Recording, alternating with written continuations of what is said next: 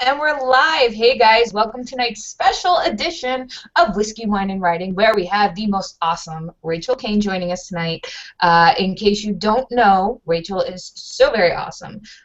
She has written the Weather Warden series, the Morganville Vampire series, Prince of Shadows, and her newest one, Ink and Bone, is coming out July 7th, which is what we are celebrating tonight. So to continue on, I am your host, Natasha, with my co-host... Wicca, hello, nice to see you all tonight. And of course, we have Rachel here with us. Rachel, say hi and tell everybody a little bit about yourself, just in case, they're crazy and don't know you. Hi, everybody. I'm Rachel Caine, and I write things. She just gave a great summary, but I've written about, I'm closing in on 50 books so far, and I don't think I'm done, so stay tuned. And a whole swath of short stories I have not bothered to count, so I don't know. But yeah, I write a lot. And she's an amazing author. If you haven't read her stories, you need to go pick them up. And tonight we are in for a treat because she is giving us a live preview of Ink and Bone, which is about the Great Library of Alexandria and if it had still existed. So it's kind of like an alternate fantasy YA awesome story, right? You know, that's a perfect description right there. I love it. We were actually pitching it as Harry Potter meets Fahrenheit 451, if you can imagine that. Yeah, I got the feel for that because I've read it, so it's awesome, and I love the book, and I can't wait for the next installment, but so she's going to be doing a live reading of that. We also will have some giveaways going on, more to come about that. We will also, after the reading, be taking live questions, so you can hashtag us, WWWriting, with any questions you may have for Rachel, and we'll be more than happy to ask them on air, answer them live. And at 8:55, we will be having something going up on the blog, and again, I will be talking more about that after the reading. So for now, Rachel, do you want to go ahead and give a little bit of information about Ink and Bone, and then we can get the show on the road? Sure. Well, in honor of the fact the show is called Whiskey, Wine, and Writing, I am drinking a lovely Talisker 10 tonight, which I will be sipping very slowly because I have to read. But Ink and Bone is it's going to be a 3-book series called The Great Library. And the first book it starts out with in a world where the Great Library at Alexandria never burned, and so the first person we meet is Jess Brightwell, who is our main character, and he is the son of a family of book smugglers, because in this world it is illegal to own your own books. The library owns all information, all content, all books, and distributes it through a magical network through the Serapeum, which are the daughter libraries. And so Jess's family is, they're the criminal black market people, and that's kind of where we start out, and then Jess gets sent to the library as his family's agent inside the library, but first he has to survive class, which is a neat trick. Yeah. And Jess is like, well, actually, I'm gonna show this off a little bit early, but so here, this gives you an idea of what Jess is described as, which, I kind of mentioned to Rachel, because somebody mentioned it to me at RT, because I got to meet Rachel at RT, and she gave me these awesome cards, but Jess kind of reminds us of a young Dean Winchester. Just putting that out there. He's really hot. He's really hot. I'm just saying. And he has a brother. And he has a brother. Wait, I have that one too. Oh, here we go. See? And they're twins. Twin brother. So it really works out great. But just so you get an idea when she's reading, this is Jess. And yeah. But no, Jess is a great character. He's so fully developed, and you can feel the conflict when you're reading. He's really great, really dynamic. It's really awesome. Thank you. Well, so that's kind of the story of Ink and Bone to set up. There's a little bit of a deception-ish thing to it, which you would find. The first chapter is actually available on the website at enterthelibrary.com, so you can read the whole first chapter, and at the end of the first chapter you'll get a little kicker that tells you exactly when this story is placed in time. So it'll tell you a little bit about the mystery of the world that you're in. And that's, do you want to just go straight into the reading? What do you want to do? Absolutely. We can go right into the reading and get that started. And like I said, afterwards we are going to have the Q&A. So if you have any questions for Rachel, whether while she's reading, whatever, we're going to go through our feed. Hashtag us. Remember, hashtag us, WWWriting. And we'll be asking those questions live, and Rachel will be happy to answer them. I will warn you, I will not do accents. But I will do my best. So it will be a dramatic reading-ish. All right, whenever you are ready, go ahead and take it away. All right. So to give you a little bit of setup, this is after Jess's arrival in Alexandria, where he's going to join his class, and this is basically the first day of class for Jess. We've already met his instructor, whose name is Scholar Christopher Wolfe. And we've met some of his fellow classmates, but you really don't need to know a whole lot at this point.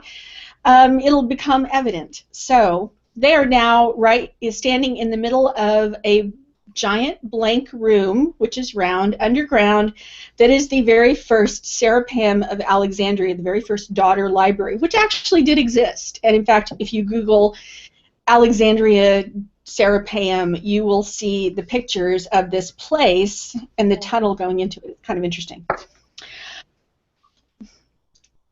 This is Wolfe talking. Oh, I'm sorry. I'm wrong. See, I'm already wrong. Oh, my God. This is one of the students asking a question to start. Izumi Humura, sir.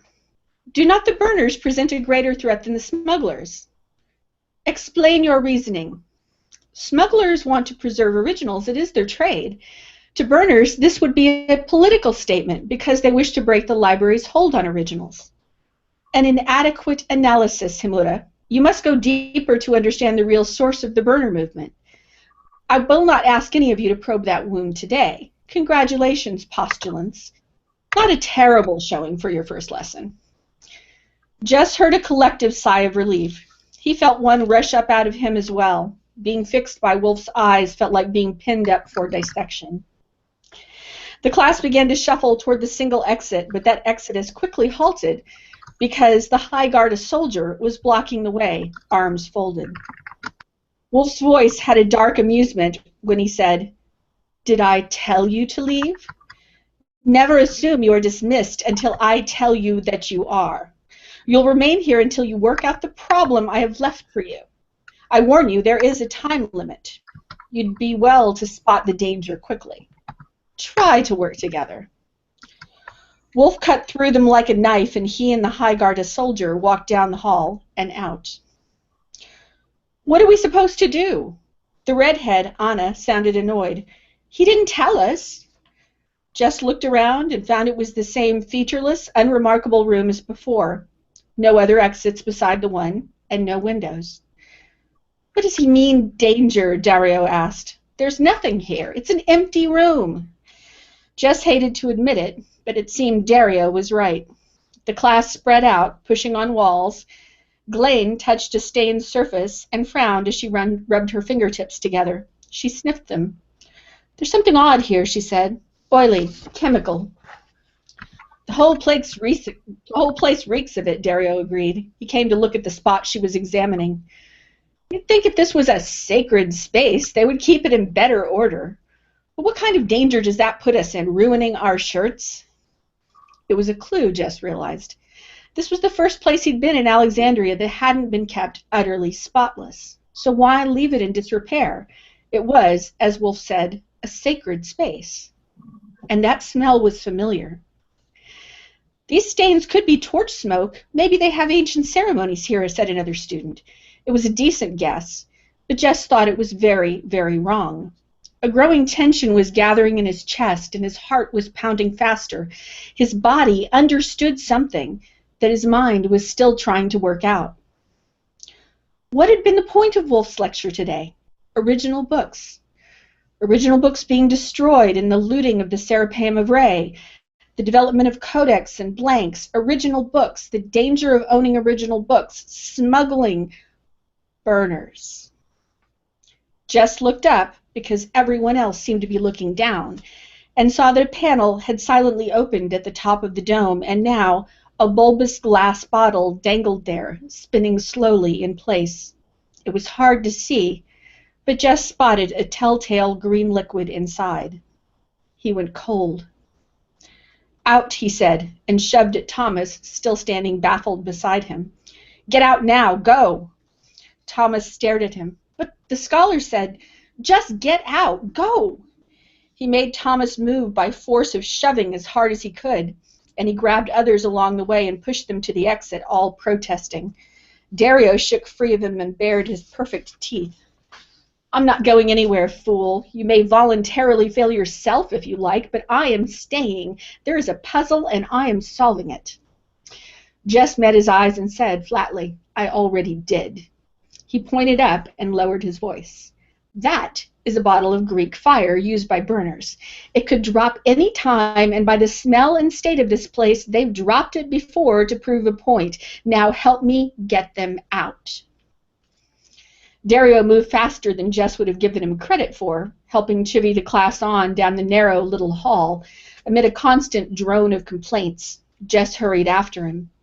He could vividly imagine that bottle dropping, tumbling, shattering on the smooth-worn floor and bursting into toxic flame. But there was no fire. Instead, when he emerged from the long hallway into the glaring Alexandrian morning, he found the class clustered in the shade of a taller building, while Wolf and the High Guard soldier consulted a timepiece. "All out," the soldier said. "Not bad." "Not good, either," Wolf said, "but I suppose we will call it acceptable." Jess stared at Wolf so hard he thought his eyeballs would burst. "You could have killed all of us." "Only the ones that moved too slow," Wolf said. "I do give you marks for first noticing the bottle, Postulant Brightwell."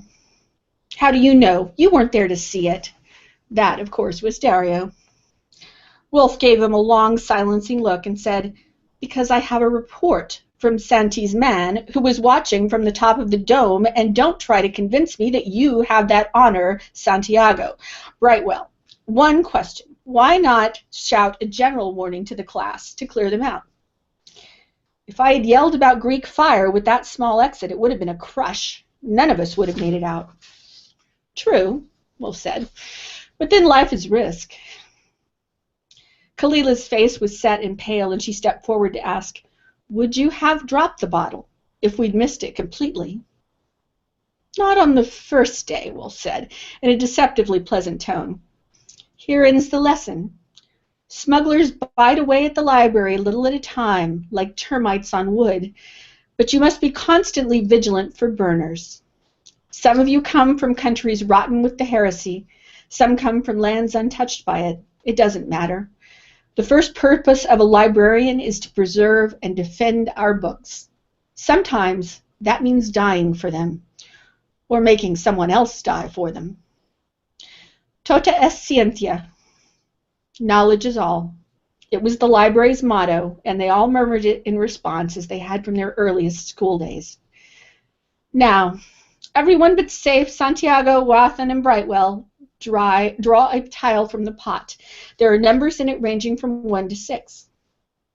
The High Guard soldier was holding out a small clay pot filled with numbered tiles. He passed through the ranks of students. Thomas stared at the tile he drew out in puzzlement and silently asked Jess for hints, but Jess didn't have any to give. Then the High Guard man took out a set of ivory dice and tossed them to Wolf. Wolf rattled them and cast them on the flagstones. Anyone with 2 or 5 stepped forward. Only 2 students did, holding up their tiles. One was red-headed Anna. The soldier collected the tiles and put them in the pot. "You can pack your things," Wolf said. "Go home. You're done." "But," Anna had gone bleach pale, "we just got here. It's the first day. It isn't fair." "Oh, it's eminently fair and random. Only Safe and Wathan had fully formed correct answers to my questions. Only Brightwell noticed the Greek fire, a threat all librarians must guard against at all times. I generously give Santiago credit for helping clear the room. The rest of you were bystanders, and the fact that I did not dismiss you all is a mark of my generosity of spirit." "I'll appeal. You can't do this." Certainly you can appeal. The archivist magister is always available to listen to whiny, spoiled children who think they've been unfairly judged. However, if he finds I acted within my authority, you will be fined for wasting his time, your placement fee will be forfeited, and you'll be paying your own way home. How confident do you feel? Jess felt a twinge of sympathy and a larger bolt of fear as he looked at the ashen faces of the two who would be leaving on the first day. There but for the grace of God, he thought, and my early acquaintance with the Burners. Their walk back to the dormitory was all too silent. Jess couldn't wait to get to his room, take out his pen, and fill his journal with how much he was genuinely beginning to loathe Scholar Wolf. I'm going to pause for a drink.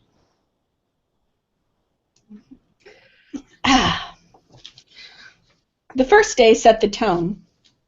Wolf was a merciless taskmaster, ruthless in dismissing those he thought were not worth his time. The first week was a brutal parade of failure. Of the 32 who moved their bags into Ptolemy House, 12 were gone in 7 days. One left of his own accord, without a word to anyone. Jess understood that. He felt the pressure like a weapon to his head and knew it would be easy to let it crush his spirit, but he wasn't in the habit of failure. Wolf did not take them back to the ancient chamber again, not the first week. Instead, he carried out his classes at Alexandria University in a conventional classroom, where he endlessly grilled them, one by one, on obscure points of library history. After being caught out on the second day and surviving the resulting dismissal lottery by luck, Jess put himself to work. So did the rest, even Dario. This is foolish, Santiago complained the next night. It was direly late, and Jess's whole body ached with it. Apparently the bells were set to clang every morning at dawn, and classes began before any of them were properly awake, but the amount of study that needed to be done left them with little chance of sleep. I thought he said we'd be learning real skills. He's doing nothing but stuffing nonsense in our heads. Who cares about the name of the 42nd Artifex Magnus? Kalila lifted her finger without looking up from the blank she studied. She'd claimed a chair in the corner, while Jess contented himself with sitting against a smooth white wall near the hearth, legs crossed. Sarenpet. How do you do that? Thomas asked. Even Thomas, usually sunny, seemed clouded over and tired. Can you name the archivists as well? There was an emphasis in study in my household, Kalila said. And I had little interest in more traditional things like cooking. So yes, I can name them all, and you should probably try. Better history than distasteful conversations on smuggling, Dario said. That is unnecessary. Ooh, scholars frequently investigate black trades and markets looking for rare books, Izumi said. At least where I come from. Don't they have such in your country, or are you so virtuous that no one sells originals? Well, it's like kissing your sister, Dario said. If you have the bad taste to do it, at least don't talk about it. Kalila laughed and reached for the tea sitting on the table. I'm not afraid to talk about it. There's a flourishing black trade near the docks, I've heard. I've even heard a few names. Jess deeply hoped she was exaggerating. Kalila was mostly honest, but sometimes her stories stretched too far. You'd better stay away from those people. For my sake, he thought. They were his contacts, after all. He'd been given a list of names and addresses before his father had sent him off on the train, and he still recited them nightly before he went to sleep. I am a woman of many parts, she said, and one of them is the ability to look to the future. Should I become a scholar like Wolf, I will need such resources, won't I? Rough company, Dario said. Unsuitable for an innocent flower like you. You sound like my uncle. One can be innocent and not ignorant. It was, Jess thought, nearly impossible to hate her even when she sounded smug. I'm warning you, at least do try to memorize the archivists. It's the kind of thing Wolf will keep asking. We are trying, Jess said. His eyes burned, and he couldn't stop a yawn. It spread to the rest of them crowded in the common room, and he got cursed for it. We're just not as good at it as you, Kalila. You should probably get used to hearing that. Did I give you permission to use my first name, she asked, but it was a mild sort of tease, not an offense. Forgive me, postulate safe, Jess said, and bowed as low as he could without putting an effort in. Your most unworthy servant. Oh, finally, Dario muttered. He'd claimed the most comfortable chair and had a strong little group of followers fanned out around him. The scrubber knows his place, at least. Jess looked up and met his roommate's eyes. Dario's were challenging and bitter, and his smile matched. No jokes there, and no quarter. Oh, I do know my place, Dario, he said. It's ahead of yours. What was your test score again?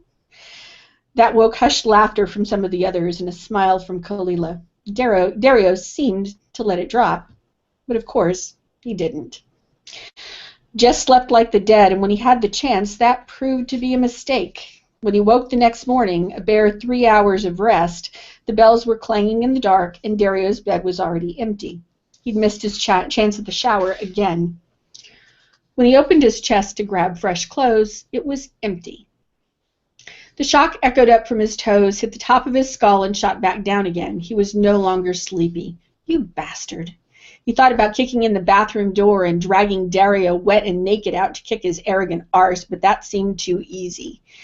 Dario had a lock on his chest, and clearly he'd foreseen the need to fasten it, but just came from smugglers, with a dash of thieving thrown in. He knew how to pick locks. This one wasn't even a challenge. Dario's silken shirt felt good against his skin. Definitely a step up from his own wardrobe. He took the other boy's trousers, which were a bit long, and tucked them into his own boots. Dario hadn't bothered to steal those, at least. Then he took his codex and strolled down to grab a breakfast of fruit and thick, hot Egyptian coffee. He was early, but the room had filled with students by the time Dario burst in the door, hair still damp, face flushed, his bitter black eyes fixed on Jess, and he advanced fast. Jess sat at ease, peeling an orange. Good morning, he said. He didn't try to defend himself, and he didn't stand. Dario reached down and grabbed the shirt, then froze and let go, probably because he remembered he was manhandling his own expensive garments. Should have known someone with your gutter manners would be a filthy little thief. Jess dropped a piece of peel in his bowl. When my clothes are back in my chest, I'll give them back, he said. Until then, I assume you mean to share. Dario cursed at him in fluent liquid Spanish and reached for a knife on the breakfast table. Jess got there first and slapped it down with a clatter. Think, he said, and leaned forward. Which one of us knows how to use this better, little prince, you or the one with gutter manners? And which of us is more likely to be sent home packing when the crying's done? Kalila eased up and put a gentle hand on Dario's arm. Dario, she said, please. We have to struggle enough to survive. Fighting between ourselves is foolish. Dario turned his head and glared. Are you calling me a fool? Yes, she said calmly. Now stop. I'm going to stop there. That's a good place to stop. I remember that part too. That was great. I was so rooting for Jess when he picked the lock and he took Dario's clothes. I was like, yes, yes. Oh man, but they have such like a really interesting dynamic throughout the whole book. I think Dario and Jess. So yeah, I really like the fact that they're really frenemies. You know? Yeah, they really are. I mean, I like the fans part. It's good. Oh, they do exactly what they need to do. So, don't let them fool you as much as they talk smack. So, and there will be a lot of smack talking. There really will. But you know what? I loved Kalila too. I loved her personality, and I actually tweeted one of the things you said where one can be innocent without being ignorant. I thought that is just one of the coolest things that she said in the book. I was like, yes, I love that. So, I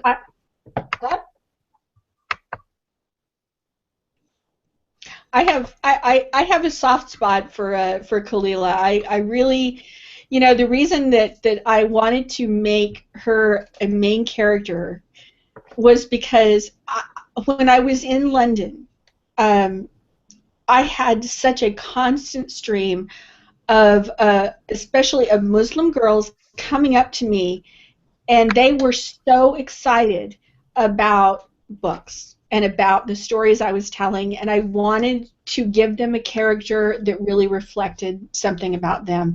And I really like Kalila a lot. So. That's awesome. I think that's amazing. And here, by the way, is Kalila's card, guys. So I promise there's a reason I'm showing these, and I'm actually going to say it now. So right before we get to the Q&A, I am going to mention that we have a couple of giveaways going on, courtesy of Rachel, for Ink and Bone.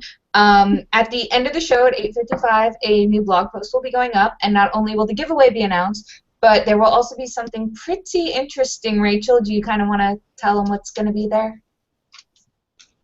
I've been hanging on to this for almost a month. So you guys are getting the very first look at the brand new Ink and Bone book trailer, which is going to be live tomorrow wide. But you guys get the very first look. And it'll go up on the website tonight, but I'll be tweeting and Facebooking it tomorrow. And so Whiskey Writing has an exclusive. Because Rachel is amazing. I tell you, I love her to pieces. So, and so you'll also be getting the giveaway at that point. So that's at 8:55. But we are also going to have another special giveaway at the end of the show, where if you've been noticing these cards, I've been kind of pimping out and being like, look, you see how pretty they are, you see. And by the way, there's a lot of diversity in this book. The people who become the postulants come from all over the world. They are from everywhere. There is a great, enormous bit of diversity. That's an obscurus, by the way. But these cards are amazing, right? So one of the giveaways that Rachel has offered is for somebody to get a special package, which will include these cards, all of these tarot cards, the bracelet, and a special edition of the book, right? No, it's the same book, but you will get same book. But these are the things you can only get from me. These little bracelets and the tarot cards are all me. Wow. So, I'm gonna cheat and win them. She's like going to cheat and win them, I swear. So in order to win that, though, it's not the giveaway on the website. At the end of the show, we're going to be giving you a phrase, and you will have until, I'll tell you, till 9:30 Eastern time, so 8:30 if you're watching from Central. You'll have till then, and then we'll do a random drawing for whoever wins with that phrase, and they will get the special edition. Everybody else will have a chance to win by entering the giveaway on the website for a copy of the book. So, and it's a really, really good book, guys. Trust me, you want it. So, now that... What's the phrase? Should we tell them the phrase now? Should we wait? I think we should wait just because people will try to start tweeting it now, and then it's going to clog up the Q&A feed on top of everything. So I think towards the end, we'll do it then, and we'll give them, I'll let you give them your phrase. But right now we do have some questions, and I thought Tez had the first question, but I was wrong. Sam Aries does, which is, how did you come up with the original idea for Ink and Bone? Oh, this is one of those stories that's been kicking around in my head for 10 years in various incarnations. I kept trying, I had these ideas I kept trying to fit together, but there wasn't any linkage between them. And it wasn't until I had this mental image one day of a man in scholar robes who happened to turn out to be Christopher Wolfe, walking out of this burning city under attack, under a flag of truce, carrying an armload of books. That was what was in my head. Was that this is the reason that he is hated by both sides, because the people in the city don't get to leave. They're fighting for their lives. They can't flee. He can leave with the books. Because books, ultimately, in the world of the library, are more important than human lives. And once I realized that, I had the key to the whole book. And it really is, like, in the first chapter and the prologue, well, I think it's the prologue, actually, that the whole, I was like, what is this guy doing? I don't want to give it away, but, yeah, I was like, what? Wait, what? And I was so shocked at that. I couldn't believe you put that in there. I was like, holy crap. So I was not expecting. There was a lot of things I was expecting. That was not one of them.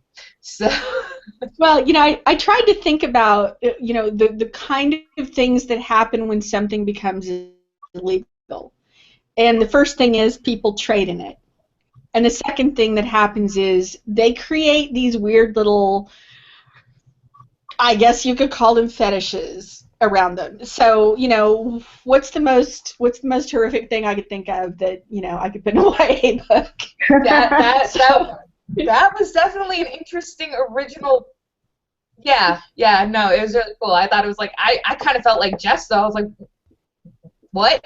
What did you just do? So, no, it was really cool. El, you want to take the next question from the awesome Tez? It's a long one, but it's a very good one. And it says, Rachel Caine's Ink and Bone, the plot seems fast-paced, fresh, and very original. The world she's based it in feels very old, set in the past. Seems like Victorian era, though based in the future. What made you collide time? One of that really is a great question because it gets right to the heart of the story. The premise I started out with was the Great Library at Alexandria survived, and the Great Library at Alexandria was one of the first huge, great centers of knowledge in the world. It had, estimates vary, but it had up to 500,000 original manuscripts in it, and manuscripts being wax tablets or clay tablets or scrolls there were no duplicates of.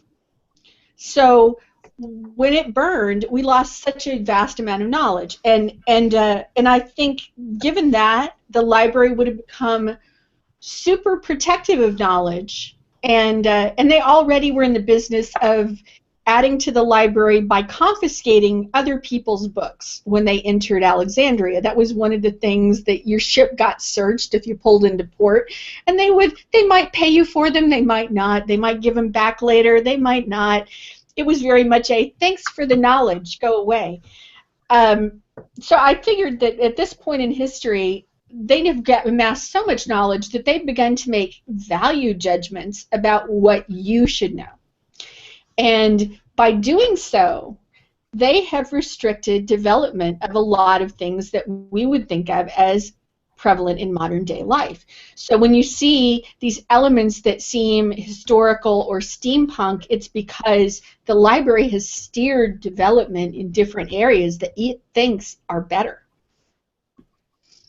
Oh, love it. There's so much, kind of in-depth into this world, the way she created it, and she did it in such a lovely way where you're not getting tons of info dumps, and it's not so much world building that you're losing the pace of the story. The way she weaved it, it's definitely very original, very unique, and it keeps you engaged. It keeps you wanting more. So I think that's one of the great things about it, and I think anybody who has a question about world building really just needs to ask Rachel because she's like a master of it. It's a magnificent world from a magnificent mind. Yes, Tess also has made some comments. She's like, I love this. Each time she changes character in the dialogue she's reading, she goes into character. And you did. It was really cool. One of the things they don't teach you in imaginary writer school is how to do that, because the first time or really the first 10 years probably, that you're reading out loud in front of an audience, you get so nervous you don't know how to do that. But I've gotten used to it now, and I can actually have fun with it, which is great. She also said you were doing accents, so and you're brilliant. So I couldn't do too much, because then I sound stupid. I wasn't about to attempt Welsh. I love you, Welsh people. I'm not going to insult you. Yeah, no, I'm terrible at accents. Like, I try. That doesn't mean I pull them off very well. I can just about do an English accent. That's my limit. Well, you're from England. My limit. That's a good point. I live down the road from you, around the corner. Yeah, that's it. That's why you're so tired all the time when we have like late night conversations and everything. It's like 6 o'clock for me. It's like 11 for her. Yeah, it's time for people. Thank you to my UK people for staying up for me. You're awesome. So, do you have more questions? Actually, we have a comment from P and Elrod, I believe. You read that one. Hi, Pat. Next question up. She goes, only 50 books, Rachel? You slacker. Love you lots. Keep talking. When do I get a copy? She lives maybe 10 miles from me, by the way, and she's, if you don't know her, P&L Rod has a new book out. I'm going to pimp her book now, which is called The Hanged Man, and is a new steampunk mystery, and it's really good, and you should get it. Gail Carriger liked it, so go get it. I love Gail Carriger, so you're like, just, okay, so guess what I'm getting? And hey, you know, Pat, anytime you want to come on this show, we could totally pimp this book for you. Totally happy to do it. So, but yeah, no, that's not at all. The next question we have is Aisha. I think Aisha, not very good at pronunciation. She says, how do you do your research for your writing? In this case, how did you look into the Great Library? That's a good question. Well, you know, the place you always start is Google, because, you know, we live in the internet age, so that's the easiest place to start. But the important thing is to keep digging, because those research links will give you sources, and then you go to those sources, and then you keep digging and digging and digging until you find the really good stuff. Because all too often the top level of Google results or the Wikipedia entry is going to give you surface information. So what I do is I start there, but then I also at the same time go and source out-of-print books. I do a search for print books that people have written. I do a search for academic papers on the history of the Great Library. I do all this stuff, and then a lot of it I can get pretty easily, or I can do a library loan request, or sometimes I even talk to people directly.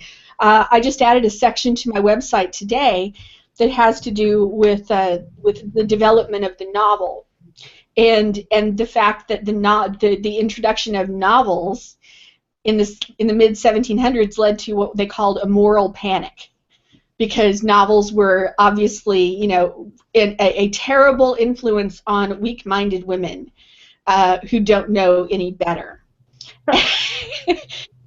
And it's quite striking, because if you read all of this great information, the descriptions they give for libraries are things like it's a circulating library is like a brothel or a gin shop. And the one that I want to embroider on a sampler is a library is an evergreen tree of diabolical knowledge. That's awesome. That's amazing. I found this because of a paper that a scholar in Ljubljanka in Slovenia had written, and I got in touch with her, and she gave me permission to use a lot of her quotes. So that's awesome. Lovely. So I actually have a question, because you did write so many diverse characters within this book.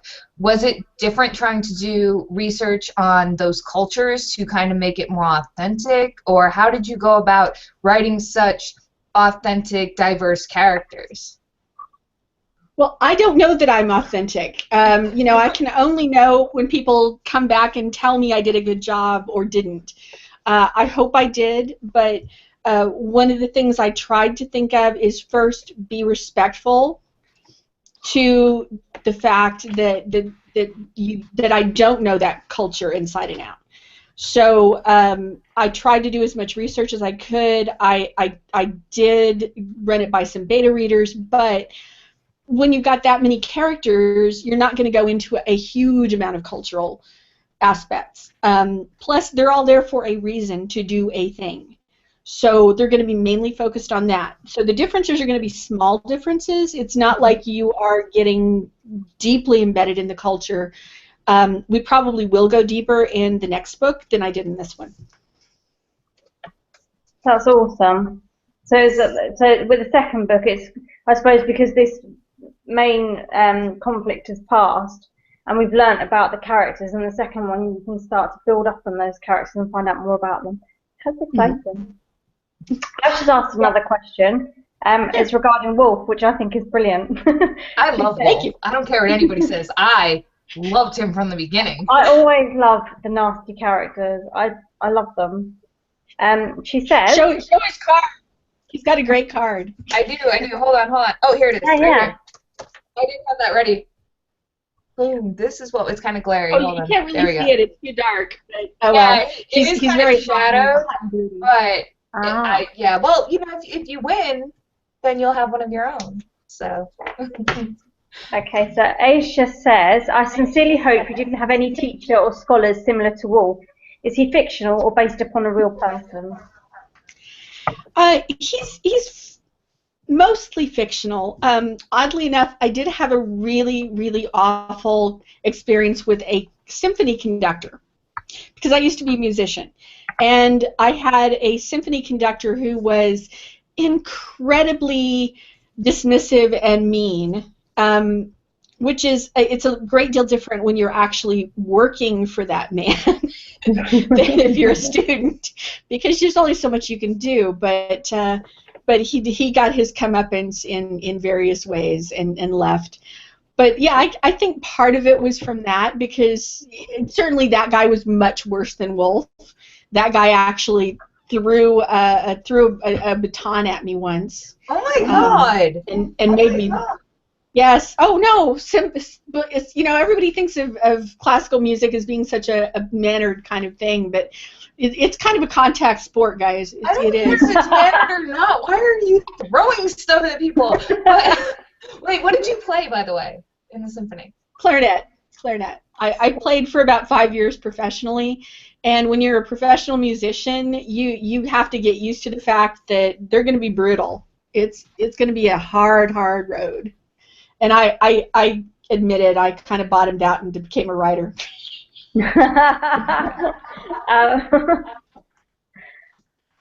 Tez says, I love this. Each time you change character while you're reading in the dialogue, you go into that character. And she also said that was bloody brilliant. Oh, thank you. Sounds good coming from me. We say bloody all the time. One of the reasons that I set the book where I did in the beginning was because how much I love London. Because I really love going there, and I love the city and the feel of it, and just so the first chapter, or the prologue, when Jess is running the book through London, I really I just love that tactile sensation of being back in London again. And then it makes a huge contrast to these very stark lines and sunlit streets of Alexandria, which are very, very different.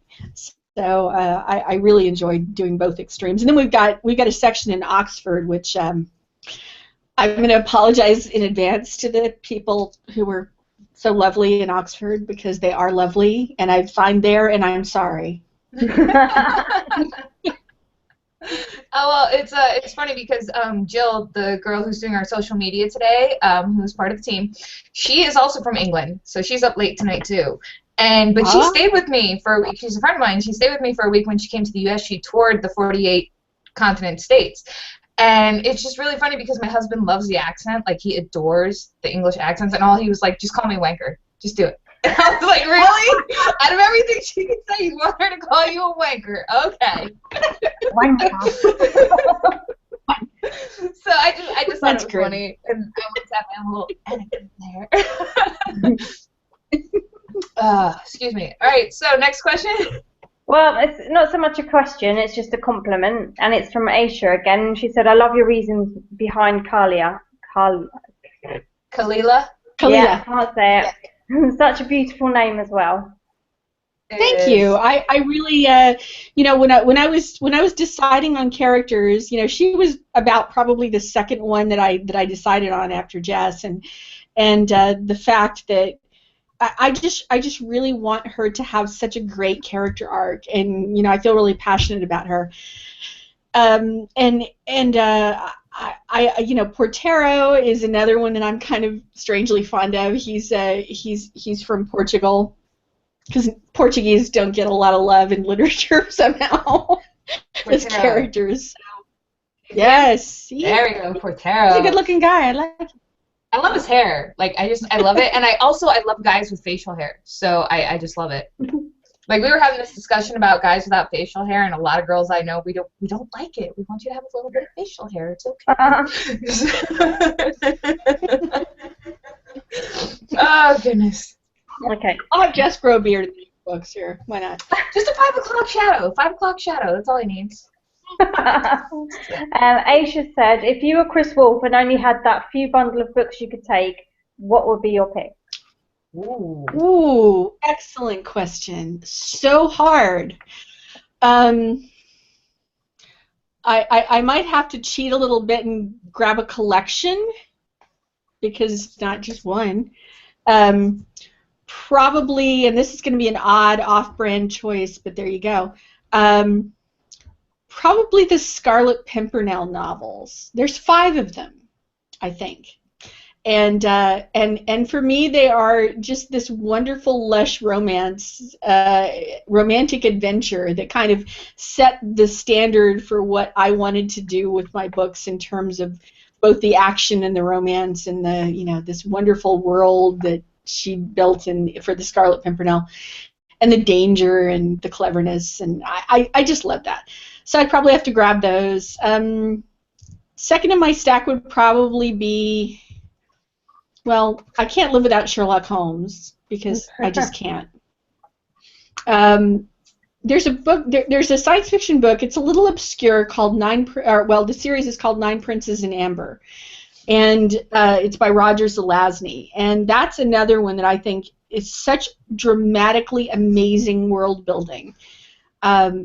It's basically the idea is there's a guy who wakes up in the hospital, has no memory. And someone comes to he escapes the hospital and is rescued by his sister, and he discovers that he's a member of a ruling family at the real world center of the universe, and every other world we know, including ours, is really a shattered reflection of that world. So they can actually reign in these little worlds, and he was apparently, hiding out in this little world from his siblings, and it's a great story, and the character is so snarky. I love him. And then I guess I'd probably also have to get Fever Dream by George R.R. Martin, which is probably my very favorite vampire story of all time. Yes, the guy who wrote Game of Thrones did a vampire book. It's called Fever Dream. It's amazing. I'm going to read that now. I'm going to actually write that down and read that.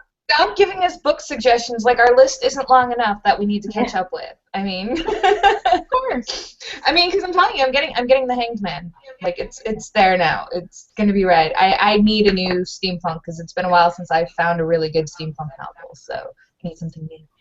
Can I give you a couple of upcoming book pimps that are coming out? Of course. Okay. Laura Ann Gilman, Silver on the Road. Aaron Bowman, Vengeance Road. And Lila Bowen, wait, did I do that right? Aaron Bowman, Lila Bowen, Wake of Vultures. And the reason I mention those 3 all together is I think that those 3 books are going to trigger a renaissance in Western stories. Oh, They're amazing. They're kind of this wonderful mix of fantasy and Western and young adult, and I mean, it's just fantastic. That sounds good. It sounds like almost like a revival of Firefly, but fantasy instead of sci-fi. I think that's a very good way to look at it. It's also got a lot of folk, kind of almost like the Manly Way Wellman Silver John folk tale sensibility to it, and I just love that too. Awesome. By the way, Vengeance Road has the best freaking cover I've ever seen. It's amazing. Although I think my cover for Ink and Bone is also amazing.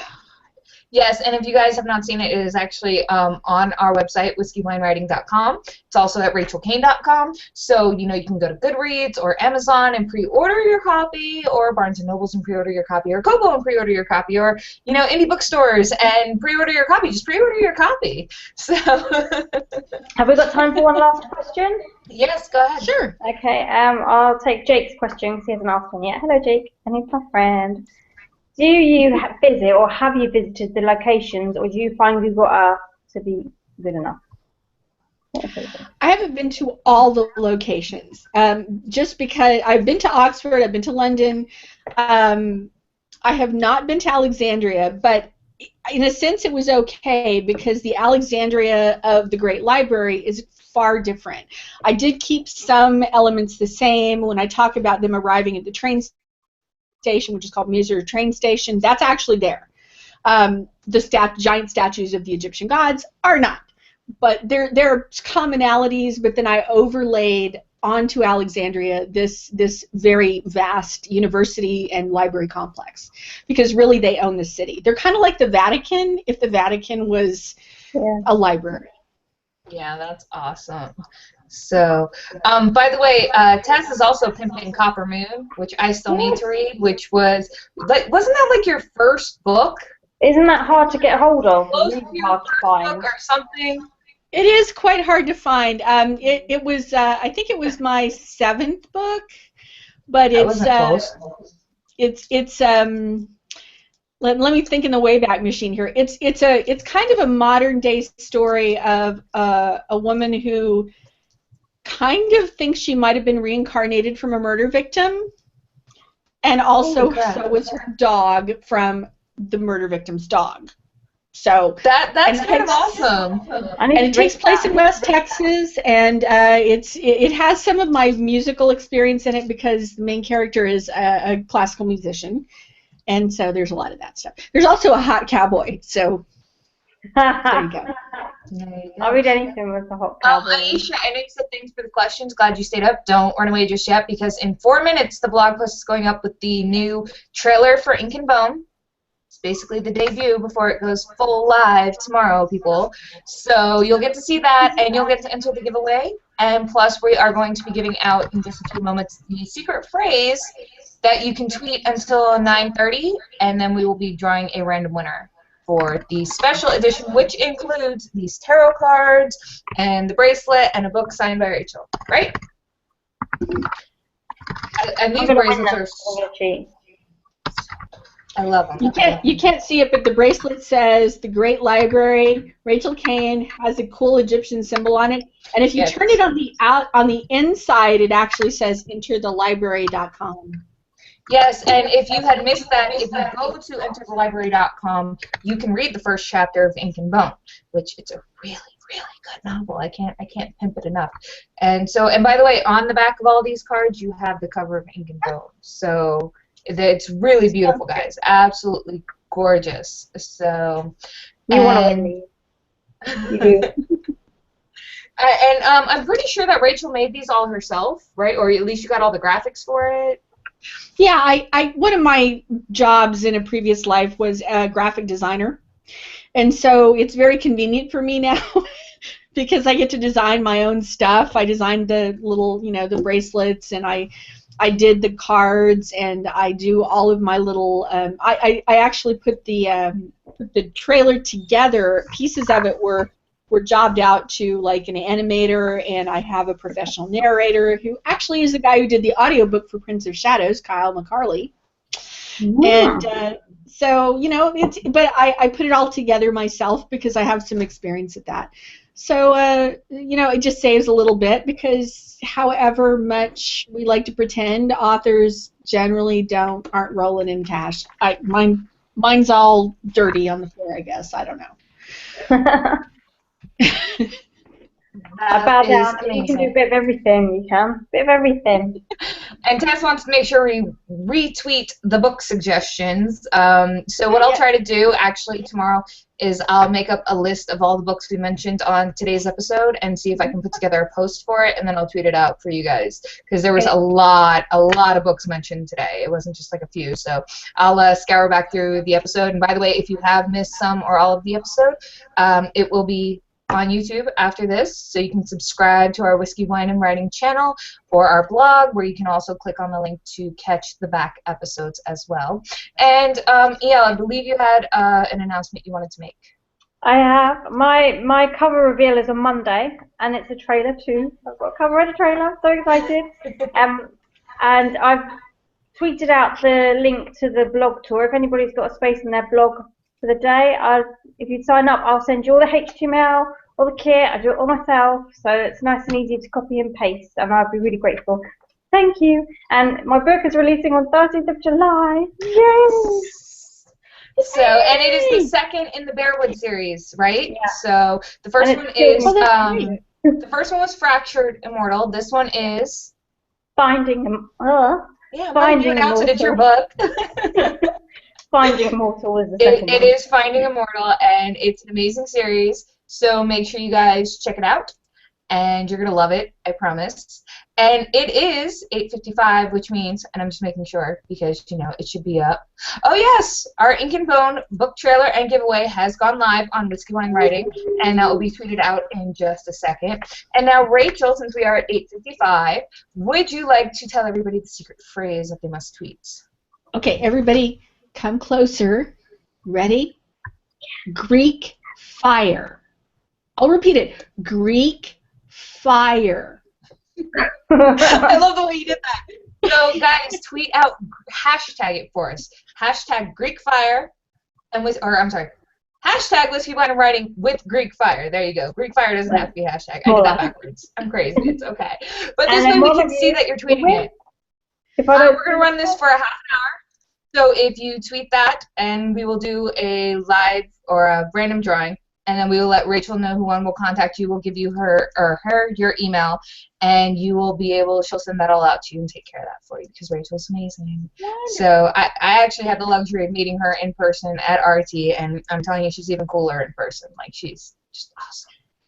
So, but yeah. So remember, tweet Greek Fire with the hashtag Whiskey Wine Writing, and then go check out the Ink and Bone trailer and giveaway on our blog, whiskeywinewriting.com, and you can find that under Videos Season 3, and we will actually have the link tweeted out, and we're going to try to get those reviews or book list up for you because Rachel just gave us so many awesome books, and it's going to be fun to scour through them. So, but Rachel, is there anything else you would like to say, talk about before we sign off? You know, I just a clarification. When you hashtag, do WWWriting, so that they can find it, right? Yes. And with the phrase Greek fire, you can do 1 word, 2 word. I don't care. No, I just want to thank you guys for being so amazing and helping me do this and supporting the launch of Ink and Bone.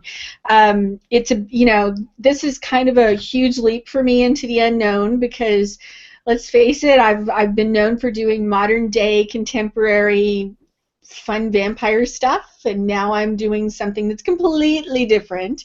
And so I really am excited about it.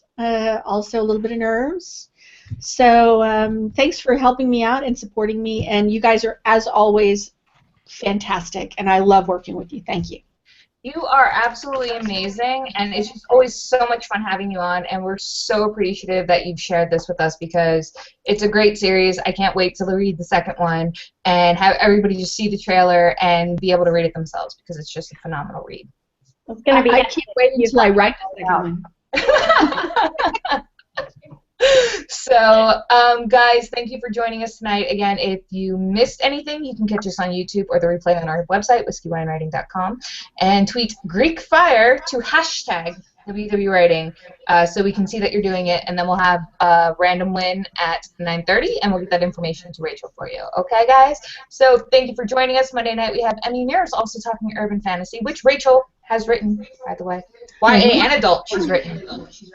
So, yeah. So Emmy Mears will be joining us Monday night for a talk on urban fantasy and her novel, Starman and Teacup. So we will see you guys then. Have a good one. See you Monday. Bye, guys. Good night.